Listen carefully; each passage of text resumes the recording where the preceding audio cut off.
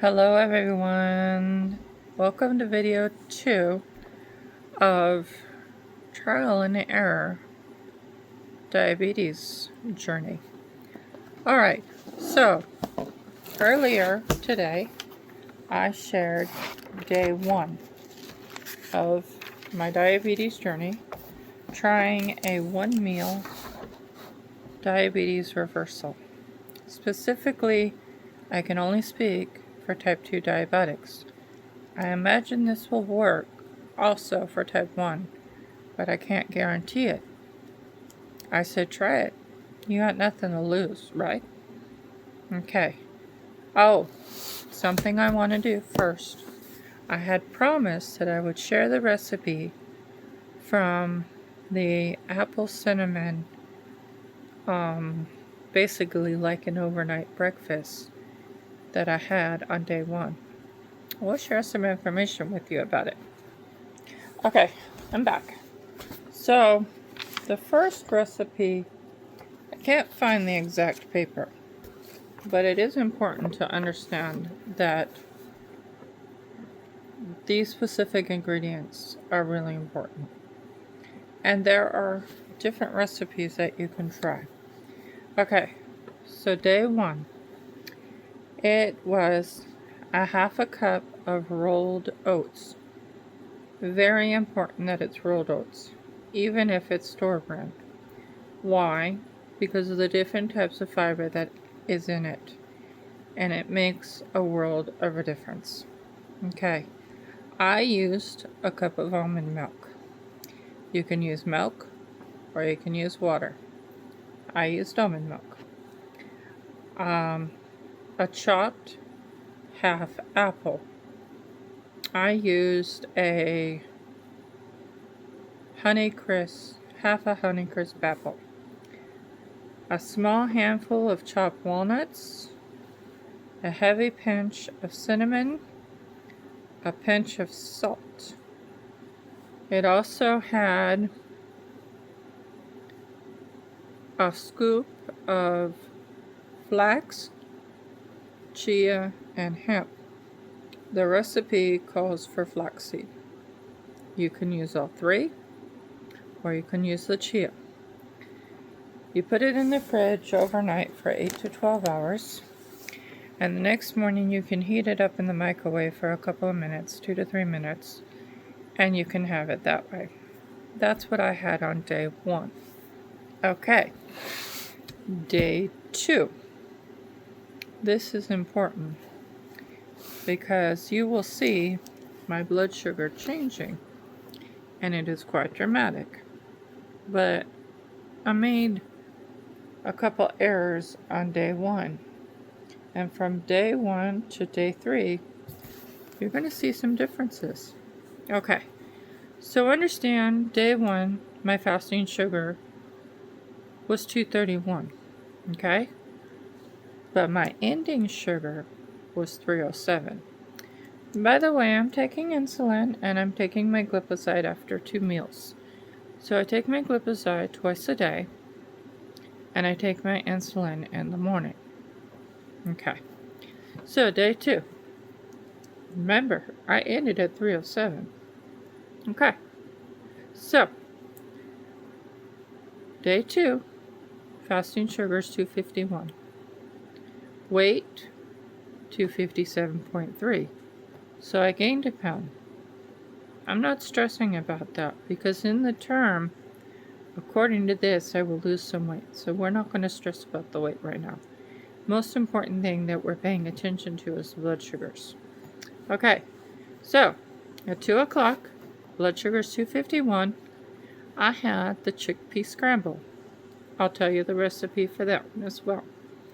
Okay, now at 5 o'clock, I want you to notice this. Remember, the night before was 307 and I started with 251.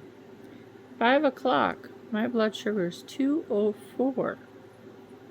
Okay, and by the way, breakfast sets the tone of the day, but you can basically eat whatever you want the rest of the day. I do encourage and I recommend intermittent fasting.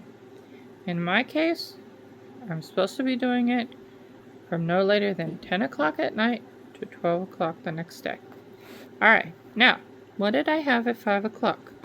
I had an egg white ramen with green beans. I didn't add anything else.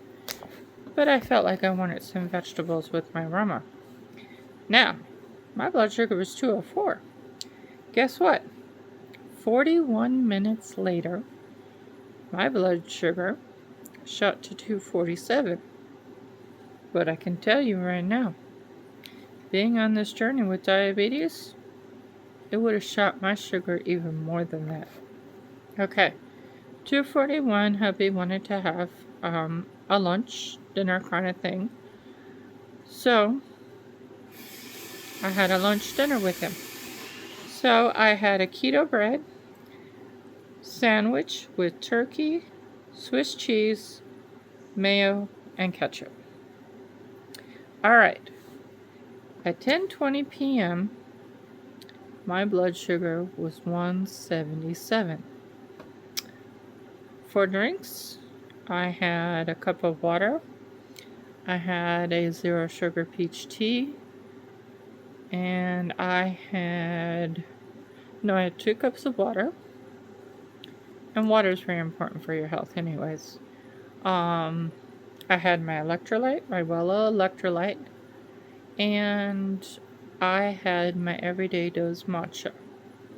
I had 2 cups that day.